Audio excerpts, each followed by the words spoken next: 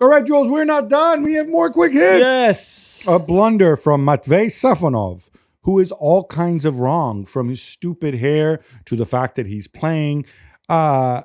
Means Bayern beat Paris Saint-Germain 1-0, as Ousmane Dembele also helpfully gets himself sent off. Yeah. It's the first one he could have avoided. I thought, Jules, your boys are still in the relegation zone. Yeah, it's tough. It's really, really tough. There's still 3 games to go, and they will play Salzburg, Man City, and Stuttgart, so they can still qualify, I guess, at least get to 10 points with 2 wins out of those 3. Should be enough. Might be enough. Could be enough. But Will be enough, I think. I don't know. I think there were some good things in that game. The counter-pressing worked really well. Some of the ideas that Luis Enrique had going into the game and the way he set up, I thought was good. He made a few changes at halftime in terms of the way they would press. And the first 10 minutes until the red card in the 58th minute, they were the better team in that start of the second half. But then to go down to 10 after 58 minutes is hard. To have Safonov in goal instead of Donnarumma because he's a little bit better on set pieces. And guess what? He conceded a goal on set pieces. I'm not sure. Is that the reason he gave? Not Yeah. the usual, like, Donnarumma is not bad with his feet. Well, no, that's the thing. Donnarumma's ugly. Safonov is a little bit better with his feet and a little bit better in the air. And that's Do you make a change for the Bayern game? that cost you. I mean, Safonov played in the league as well on Friday. So it's 2 games in a row that Donnarumma is on the bench. I don't know. And to play with Barcola and Dembele up front, it's almost like playing with no forwards because they're no strikers. They are wide players for a reason. And they can't play in that position. So there was some good things, but a lot of not good things that led to against a really good team. Bayern were good. Does this mean now that he's fit again, we'll see Gonzalo Ramos I maybe? hope Or is so. Mr. I Pighead pray going for to... it. I pray for it. He doesn't seem to like Asensio anymore, right? The Mr. False Nine. No, he does. He loves him. It's just for that game. He chose but I think Colomani would have been great for that game. But Or he doesn't like Colomani, him. yeah. He doesn't like him. Right, So whatever. Aston Villa held to a 0-0 draw by Juventus at home. But Gab, Villa fans are furious by that Morgan Rogers goal that was disallowed deep in injury time. Okay, so I think it would not be a scandal if Aston Villa had won this game. Juventus only managed 2 shots on goal, but one of them, a very good chance and a ridiculous save Amazing by save. Emi Martinez. By the way, his whole posture, everything he moves is so unorthodox, but so effective. On this goal, Unai Emery coming out saying, well, in the Premier League, well, first of all, good evening, but it's not the Premier League. Second of all, this goal would be disallowed in the Premier League too. I don't. His arm. Of course, it's a foul. There's 2 elements of this for me. One is it's his arm. Look, you're not allowed to challenge the goalkeeper. You're not challenging the goalkeeper if Diego Carlos is not allowed to use his arms, right? He's not around to catch the ball, to tip it into the net. He's not Maradona, right? This means that Di Gregorio, who is as tall as Diego Carlos, if not taller, he has both arms extended upwards. The ball's coming in. He tries to catch the ball up there. You're not challenging for the ball. You're challenging him. You're running into him. I don't know how this is even a debate. Yeah. I thought Villa, despite the relatively disappointing results of late, I don't think they're playing badly at all. And I think they're going to be just fine. And I think they have a shot at finishing top 8. Lewandowski backs 2 as Barcelona roll past Brest 3-0. Jules, please tell me the fairy tale isn't over for your little friends. No, I don't think so. It's just I think this is the kind of game. So typically, it was their first big one away from home because before that, they didn't have this like stellar game clash away from home, and this is a game that they lost before even playing it. They could not believe they were there. It felt like Disneyland Paris for them. The day before the game, everybody was saying like, oh, I've got to pinch myself to believe I'm here. Not that long ago, I was playing in the 3rd division. Now look, I'm here. Okay, not at the Camp Nou, which is a shame, but at Montjuic against Lewandowski, etc. And this is it. They were never really in it because they made mistakes. And I really believe this is typically the kind of game that you lose even before playing it because you're just in dreamland, so happy to be there. But they can still qualify, and they will have. They will qualify. I think they play Salzburg so they've got Real Madrid, Salzburg, and maybe Juventus. I can't remember the third one, but yeah, they will.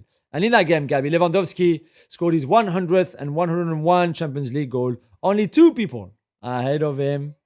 Yeah, and obviously there's I no won't even prizes ask you. for guessing who. It's Cristiano with 140, Messi with 129. I don't believe Lewandowski is catching either one of those guys. I don't think they're going to add to the total, although it might be fun to see Cristiano and Messi come back to the Champions League. What's interesting to me is the people behind them who could, the next people to get to 100 goals. Mbappe is 9th on 49. Holland is 13th on 46. it's entirely possible they will get to 100 goals, but it's not going to be for a very long time. So Lewandowski will get to be in the top 3 for a very long time. That's a tremendous achievement. Yeah. Atletico Madrid stomp all over Sparta Prague away, 6-0. Cholo is happy, Jules, but Sparta pretty bad. Oh, so bad. They're so bad, even at home. So bad. It doesn't help with your goalkeepers, the first 2 goals. The free kick from Julien Alvarez is good. But yeah, there's a lot of mistakes defensively. They were all over the place. The keeper, I'm glad for Griezmann. That was his 100th appearance in the Champions League. He scored his 38 goals. He's got 13 assists. So almost a goal contribution every 2 games in the Champions League, which is a great... It's not at the level of Lewandowski and Messi and Ronaldo, but he's still very, very good. He's been great in this competition. And... I guess it's always good when your team scores 16, especially if you're Cholo Simeone. Milan bounced back from that horrible draw at the weekend with Juventus with a 3-2 win away at Slovan Bratislava. Gab, did you learn anything? Well, he rotated his squad a lot. He put in like a lot of the B team guys. Some of them I thought took the opportunity. Others like Okafor contributed nothing. And they were in control, I thought. And then all of a sudden they equalized, defensive mistake. They equalized 1-1. And, oh no, I got to put in Leao. And then you put in Leao and everything's good again because Leao had one of those days where he's unplayable. This just reinforces Milan with Leao are much, much better than without Leao. But he has to do his work off the ball, at least against the big clubs. Monaco self-destruct at home to Benfica and lose 3-2. Duels between defensive brain farts and Singo sending off. This wasn't great. You want to show Di Maria some love? We have to, because at 36, he gave 2 more assists, 2 wonderful deliveries, the crosses, this incredible ability that he has to put the perfect ball for his forwards. But it's a shame for Monaco because, the red card is hard. But even after the red card with 10 men, they took the lead to go 2-1 up. And then when you think they could maybe see the game out, they don't defend well. I mean, Caio Henrique on the first goal is a terrible back pass with his head, and Pavlidis scores. And this could cost them a place in this is the game where they'll look back and say this cost us a place in the top 8. Probably.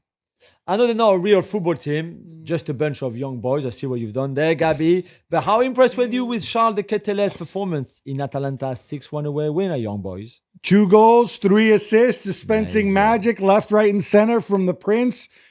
I think one of the things that's special about Atalanta, every time we talk about them, I feel like we're talking about somebody different. Sometimes it's Retegui, sometimes it's Lukman, sometimes it's Ederson. Yeah. Soon it's going to be Scalvini, who's back. And I'll say this now, the best Italian defender out there, one of the best in the world, when fit. I am super impressed. They're rolling along, and I am so excited to see how they do against Real Madrid on December 10th. That's going to be huge. And they're 5th overall, by the way. Lille won't stop, Jules. How about their 2-1 win away to Bologna, who at least scored their first goal of the competition? They did. And this was a good game, I thought. And Mukau was the hero for Lille, defensive midfielder you would have probably not much heard of because this is his first season really in one of the big 5 leagues. Another really good collective performance without Zagreb, who was only on the bench. They could have scored more goals too. They had a bunch of kids that did really well on the wings. I'm just so happy for them. They deserve everything that is happening to them in the Champions League. Bologna are the epitome of the team that try to play really good football, but the players aren't good enough and they make stupid mistakes. Jamie Gitton scores a beauty and Borussia Dortmund roll over Dinamo Zagreb 3-0. Gab, 2 convincing wins in a row now for Nuri Sahin. I'm not. Again, it's Borussia Dortmund, so I still reserve the right to be skeptical. But look, they're right up there. They got a legit shot of finishing top 8. Well done to them. Not a great round for the MCO boys, Jules. Girona lose to Sturm Graz as Ivan Martin misses the mother of all sitters. Oh my God, 0-0. I think 20 minutes in, he was supposed to be on the bench and not start, but then he replaced Van der Beek at the last minute, which is not an excuse, really, or a reason why he should miss that one. But if you haven't seen it, go and check it out because it's really embarrassing but quite funny as well. And you must be really bad to lose to Sturm Graz. That's all I would say. Sturm Graz way ahead of Salzburg in the Austrian league. After scoring 5 at the weekend, Bayer Leverkusen stomp all over Salzburg 5-0 again. Gav, I bet you feel sorry for another of the Red Bull teams. Yeah, this is terrible schadenfreude for them. You know, it reminds me of Enron, like the smartest guys in the room. Remember, all those analytics nerds, those Bundesliga nerds, like, oh, Red Bull, blah, blah, blah, they're so much better, blah, blah. Yeah, okay, how's it working out for you this year? And you know what? I don't think it is all Rosa and Leinders being terrible. But we have to praise Bayer Leverkusen. Another reaction, another big win. They look focused ever since that 29-minute mark when they pulled one back by being 2-0 down at Heidenheim last week. I've been impressed. And Florian Wirtz, some long-range ballistics from him. And Grimaldo, too.